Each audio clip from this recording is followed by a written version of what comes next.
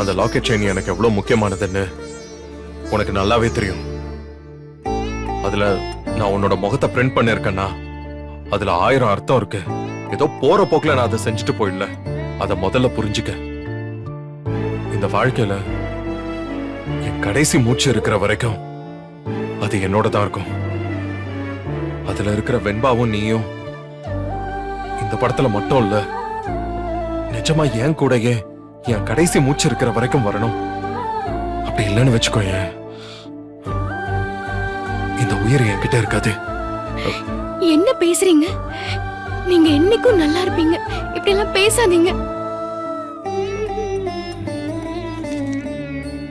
நான் நல்லா இருக்கிறது ரெண்டாவது, நான் உயிரோட இருக்கணுமா வேணாமாங்கிறது உன்னோட முடிவுல இருக்கு.